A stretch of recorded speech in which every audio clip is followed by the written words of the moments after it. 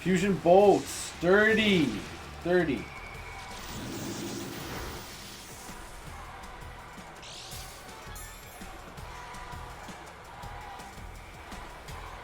That must have pissed him off. That must have pissed him off bad. He was like, this fucking dude really has a focus sash on shit in there. Please don't DC. Oh!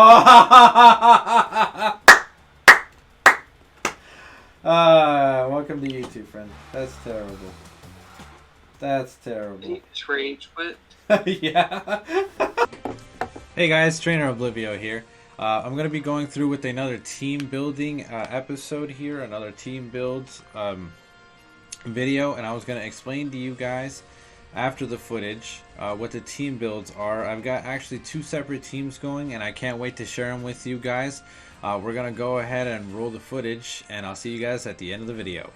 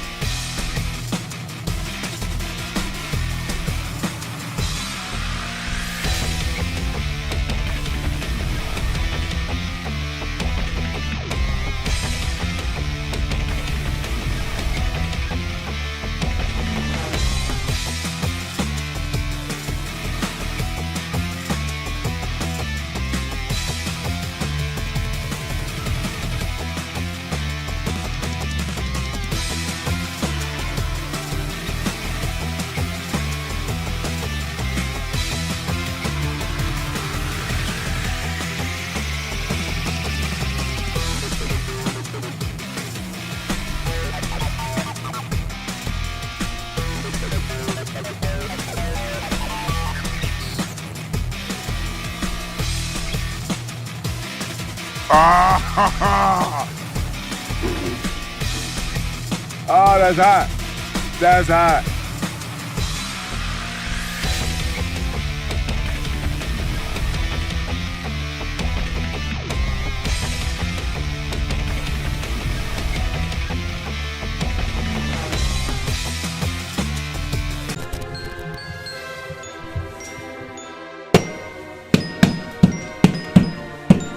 That's some bullshit.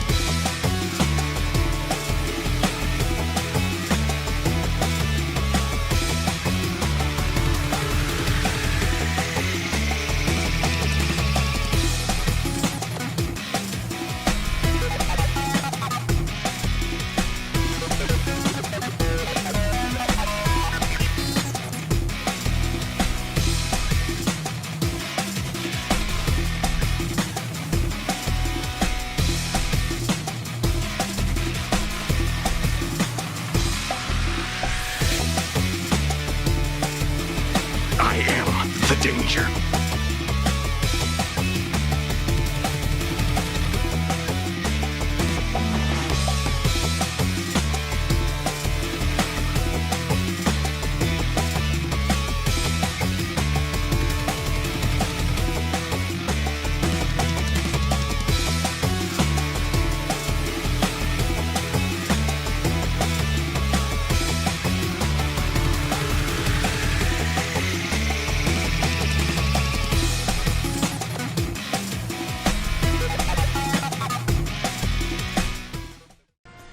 Hey guys, we're back here at the end of the video.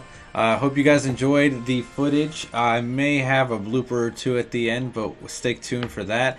I'm going to go ahead with the team builds now, however. We're going to start off with the Shedinja build. So this Shedinja team was actually pretty fun here. I'll go ahead and explain to you guys. So Shedinja, as you can obviously see, has a different OT and ID number than the rest of my Pokemon on the team here that I actually built on this save file. And the reason for that is because I had to bring this thing all the way back from Gen 3. So let's just start with the star of the show here, Shedinja. So like I said before, I had to bring it back from Generation 3. The reason for that is for one specific move that it can't learn anymore in this generation, and that's Mimic. So Mimic is actually a tutor move in Emerald version. I'll go ahead and put a clip on the screen right now. But you're only able to learn Mimic from this one kid in, I believe it's Lava Ridge Town, back in Generation 3. And then from there, I had to pass that up to Gen 4, 5, and then from there to Sword and Shield.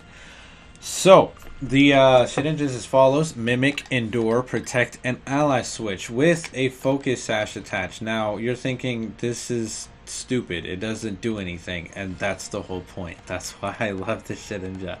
So, the only thing that the Shedinja is here to do is make sure that it can survive at least 2 hits. So, both of these teams require heavy prediction and are very, very much high risk, high reward teams. You either get the strategy off or it's a complete flop. You'll probably see in some of the footage.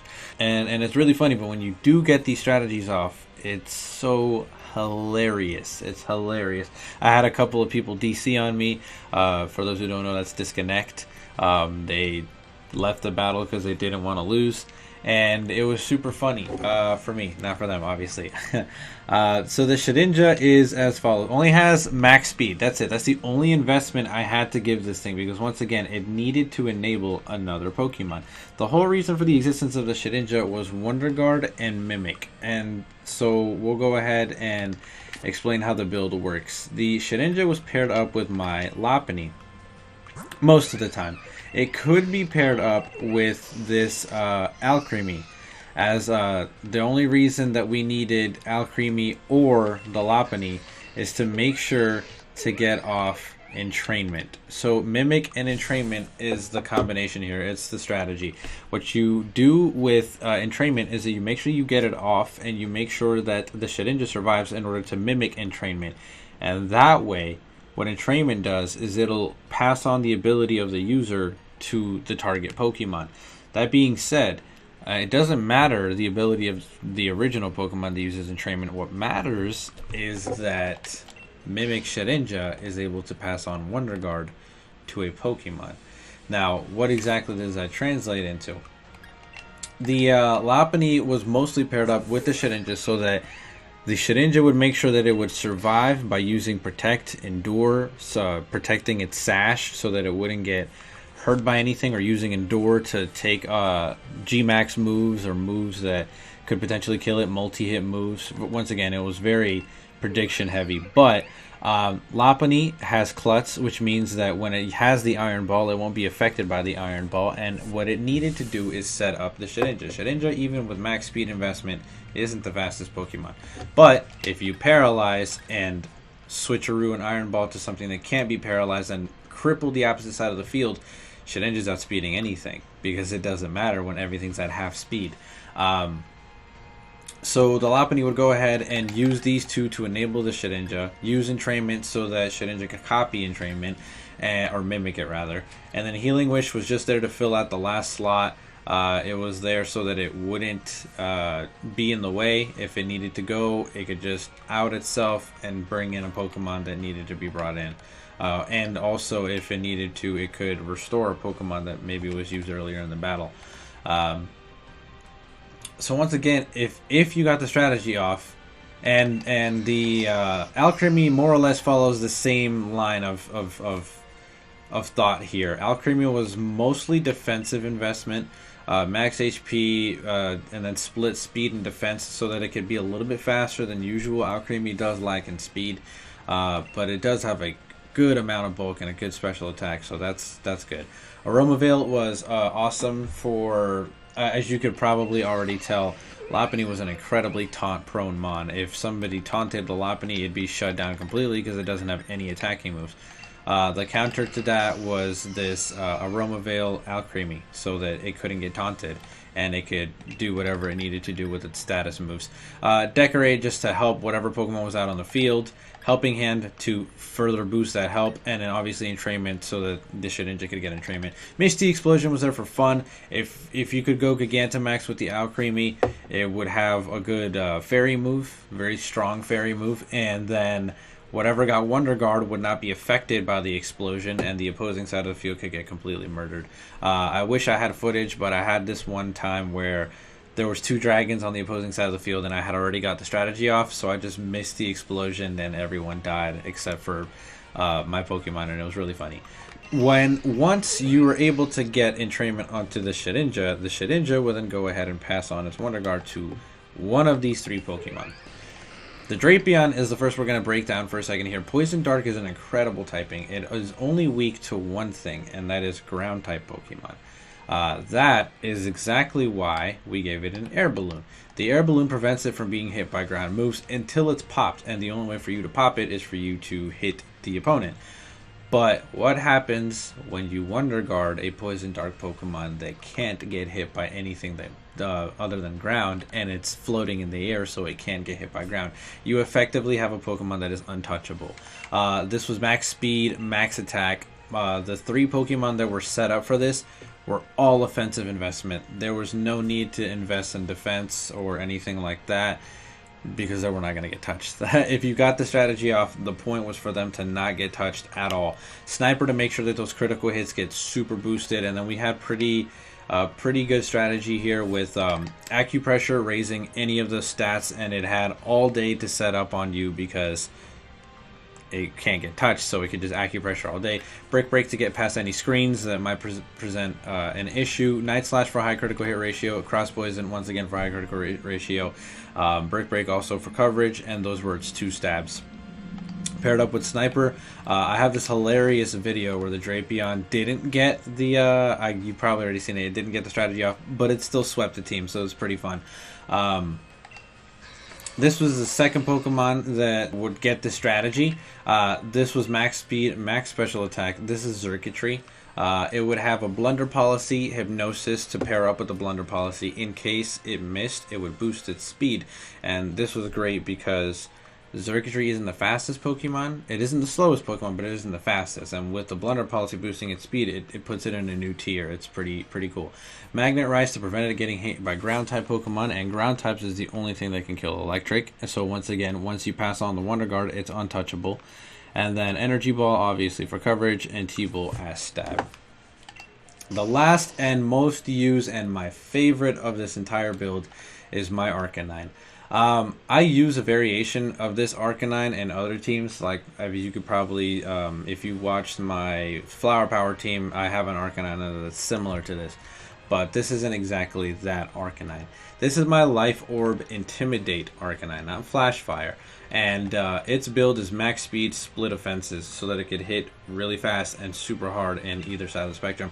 Arcanine is already a naturally bulky Pokemon, especially with Intimidate, but bulk wasn't even what we were going for. What we were going for was offense, and Arcanine is good in all of those departments. It's such a well-rounded Pokemon. Once it would get out into the field, not only would it be able to get off the Intimidate to further bolster the team, but if you were able to burn up Arcanine's only typing, which is fire, it turns into what's seeming to be like my new favorite type is typeless. So typeless means it has no type, and what typeless means is it has no super effective against any other type, but it also has no weaknesses. Now, you see where this is going? No weaknesses plus Wonder Guard means that Arcanine is completely untouchable. Can't get hit by anything, can't go down. I gave it Life Orb to boost the crap out of both of its moves, which were, well, all 3 of its moves really. The Burn Up did a massive amount of damage. It was obviously a one-off, unless I decided to go big, Dynamax. Then I could get a really strong Max Flare. Psychic Fangs was there to break any screens that might have been annoying. Scorching Sands was super useful, not only to inflict chip damage with the burn, but Ground is a really good coverage move for a Fire-type Pokemon. Being that it's typeless, it's wouldn't get hit by anything, but at the same time, The life orb damage would once again start to stack after so many turns, especially if it swept an entire team. So that's what Rest was there for. Rest was the last move in the move set there, and the reason it was there was for it wouldn't get worn down by things such as status, because Toxic would still hit. Obviously, paralysis can get annoying, sleep can get annoying, and with it chipping its own health, or sometimes Sandstorm could get in the way. It would just recover all of that. You couldn't touch it anyways. It would just sleep for the 2 turns and everything would be fine. The only real issue that I encountered with all 3 of these Pokemon, aside from really the Drapion, was PowerPoint usage. The Arcanine suffered really, really heavily from PowerPoint usage. It could enter a stall war. I actually have a really funny story. I wish I had the footage for it, but I have a funny story. There's really only 2 counters to this team. Status, right? Or not status, phasing. So if it phases out the Pokemon, the entire strategy goes down the drain. So Roar, Dragon Tail, things of those nature completely kills it.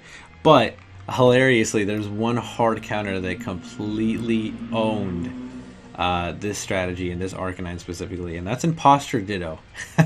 I got off this strategy once and somebody sent out an Imposter Ditto, so it copied the Wonder Guard, it copied the type list, and it copied the moves. The issue was that the Ditto ran out of moves before we were able to, and Struggle still hits through type list and still hits through Wonder Guard. So when we entered the Struggle match, it got to Struggle first and it got to beat us because it was putting out more damage than we were able to recover. And so we lost, and it was really, really funny. But once again, that's basically this team. Either the Alcremie or the Lopunny get off the entrainment, give it to Shedinja. Shedinja survives and then passes that on to either one of these 3 very dangerous mons. And it's super fun, a lot of fun to run. This team, however, was really, really good. So I thought once we had already gotten the Shedinja off, I was like, well, why don't we do Ninjas, right? If we're going to do one, we might as well do the other. So I was thinking Ninjask, not really a good doubles Pokemon, but I haven't done singles in a really, really long time. And I needed to build a singles team. This is my favorite singles team that I've built in this one, being one of the few that I've built. So the Ninjask here obviously is as follows. Weakness policy to boost its stats. Now, Ninjask is, for all intents and purposes, not even a glass cannon. It just has no defenses. It is paper thin. And its attack isn't even that high. And that's its second highest stat. I think it's like base 90. And its attack's not even that high, so you can't even classify it a glass cannon because it's not even doing that much damage. So what can you do with the Ninjask? Ninjask, the name of the game for Ninjask is speed. The only thing it is fast. I think the only thing that could really outpace it are some Ubermons or something really crazy like that. Deoxys speed, which doesn't exist in this game. Regieleki was one of the few Pokemon that I was scared to face with this team, but at the same time not really, because Ninjask was able to counter the Regieleki in maybe 1 or 2 turns, and Ninjask would ensure survivability with, once again, Endure. So the Ninjask is as follows. It has Endure to make sure that it survives a hit, make sure that it gets that weakness policy boost, and make sure that it gets this at least 1 or 2 speed boosts going. So that's already 6+ stages of boost. So 2 in speed, 2 special attack, 2 attack. Flail was there as a failsafe to make sure that we weren't taunt bait, and to make sure that if we were brought down to 1 HP, we would be able to do maximum amount of damage. If we needed to get a threat off, we were able to do that. Substitute was wonderful. I heavily considered Protect for a while to make sure that the speed boost could get going, but the issue with Protect is that G-Max moves and Dynamax moves exist, and they get through the Protect and they will cause damage to Ninjask, which is already, like I said, papers and defense is not going to happen. But Substitute is heavily underrated. Substitute eats up Dynamax and Gigantamax moves. So at the cost of a quarter of your life, obviously, you don't take any more damage than that. Instead of, getting completely murdered by, let's say, a max Rockfall or something, you don't take any damage, or just a quarter of your life. And it's wonderful because I managed to work out the HP on the Ninjask where I could get at least 3 of them off, which is 3 Dynamax moves or 3 Gigantamax moves, and then the Endure would just, sustain them to get off the boost. Baton Pass was the name of the game for this team. So Baton Pass is what kept the momentum, it's what kept everything going, and it's what set up the other threats that we had in the back. So Ninjask was purely set up, a beautiful Pokemon. And if we were able to, maybe you're thinking, okay, well, what if this team got phased? What if they got roared? What if they got dragon-tailed and somebody set up Stealth Rocks or something? Enter, and this I am incredibly proud of, my Libero Cinderace. I know how much you guys are going to give me crap about this because I've harked, and I mean, I really, really don't like Libero Cinderace. It's such a free Pokemon. But I was thinking, how do I turn this thing into something signature Trainer Oblivio? And so then I'm like, defensive Libero Cinderace. Bear with me, guys. Heavy duty boots. Make sure that none of the entry hazards that are ever present in singles, spikes, toxic spikes, stealth rocks, sticky web, all that kind of stuff, none of that stuff ever gets in our way, and hinders the Cinderace. So then I ran max speed, max HP. Cinderace isn't the best, it's not the bulkiest Pokemon, but at the same time, it's not like pitiful. It can take a good hit, and with the max HP investment, it can take a couple of hits. So that's really nice. It's already stupid fast, so I just made that so that I can make sure that it would outpace anything on the field. And the moves are as follows: Super Fang for utility, agility to boost speed even further. So if it was a failsafe, if the Ninjask maybe got killed by a rock Pokemon or something, or it got countered by priority or something like that, agility was still there to give the boosts that were necessary for the rest of the team. Court Change is one of Cinderace's most underrated and overlooked moves, I think. Court Change is a signature move for Cinderace, and what it does is it'll basically swap the effects on the field to either side of the field. So if they set up Reflect, if they set up Light Screen, if they set up Rocks, if they set up anything like that, you could Court Change it to the other side of the field and make sure that their boosts became your boosts and their hindrances became, or your hindrances became their hindrances. It was super funny. Once again, Baton Pass, the name of the game. As soon as we got the boost off from either the Ninjask and then the setup from the Cinderace, we would Baton Pass into either one of the following Pokemon. We would go into Crocodile, Toxtricity, or Darmanitan. Crocodile and Toxtricity, or Starmie rather. Sorry, I forgot the Starmie. There it is right there. So Starmie, this Starmie, it was actually gifted to me by one of my viewers, so thank you for that. I was trying to go for the Natural Cure Starmie, but beggars can't be choosers, whatever. It's Hidden Ability Starmie. This Starmie is max speed, max special attack. Once it got all those boosts off, there's no stopping these Pokemon. T-Bolt, Scald, Ice Beam, Psyshock. It has complete coverage. It's got Bolt Beam coverage, 2 stabs. Psyshock would bypass any specially defensive Pokemon like Chansey, Blissey, Pokemon of that nature, Assault Vestmons. Not only would it hit super hard with the stab, but it would make sure that it got the kill, and that it did. It would always sweep. Expert Belt to boost the moves just that much more, and Modest Nature to just give it that extra hit. Crocodile was wonderful because I've been wanting to use Power Trip Crocodile for a good minute now, and I haven't really been able to get it off up until now. Once we patch up Crocodile's speed, which it's not slow per se, but it's definitely not the fastest thing out there. But once you patch up the speed on Crocodile, it's dirty. It's disgusting. Moxie boosted Crocodile would not only further its boosts, but it would further the power of Power Trip. For those who don't know, Power Trip and Stored Power, 2 moves that do the same thing. One's just Psychic, one's Dark, one's Special, one's Physical.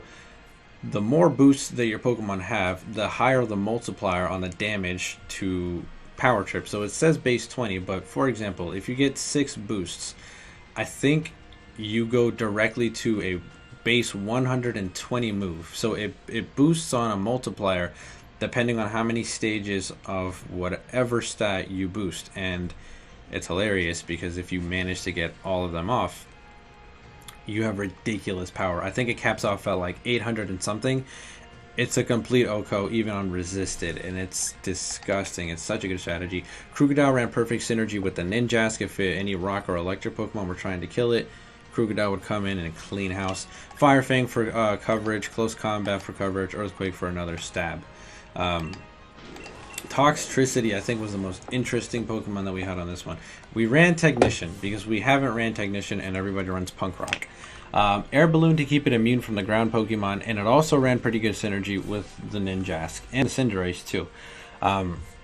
We made it G-Max so that it could get that Stun Shock if we needed to, but we gave it max speed, max special attack. Obviously, Toxtricity has a super high special attack, but its speed isn't the greatest. That's why I ran Agility on the Cinderace, so that it could patch that up, and the speed boost from the Ninjask would also patch that up. So what it did then is it would take all of these low base power moves with its Technician and all the boosts and stored power, and it would completely sweep teams. The only thing that would potentially stop it are super specially defensive mons, but nothing really stood in this Toxtricity's way. Really dirty. I ran Timid Nature for that extra speed boost, and Jolly Nature on the Krookodile for the extra speed boost as well. The remaining Pokemon is Darmanitan. This is my Zen mode Darmanitan. I ran this in a tournament once. It's actually really fun to use.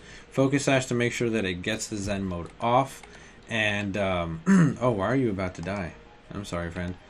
Max speed, max attack, and just 4 really hard-hitting moves. Flare Blitz was pretty kamikaze, but it would always take something down. Icicle Crash for flinching. Brick Break to make sure screens wouldn't get in the way, and Zen Headbutt for coverage. It was Jolly Nature to boost its speed even more, but you guys get the idea. These both of these strategies are really fun. If you guys want, go ahead and let me know in the comment section. I can put these Pokemon on the rentals so you guys can use them for yourself and see how the strategy works out for you. I had a lot of fun doing it, and I can't wait to bring other team builds to you guys. This is a Sap Sipper team. Let me know what other team builds you guys want me to explore and explain to you guys. We've already done the Hypnosis team. We've already done my Sand Rush team and the Flower Power teams. So, once again, like, share, comment, subscribe, all that stuff really helps me, guys. Thank you so much for the video, and thank you so much for the love.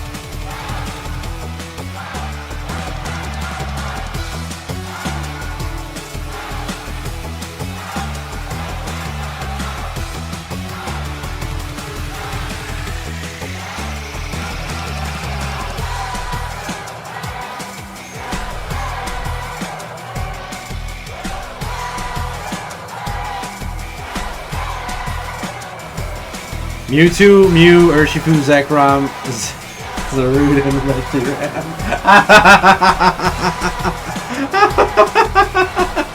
Okay, I like this. This is actually pretty good.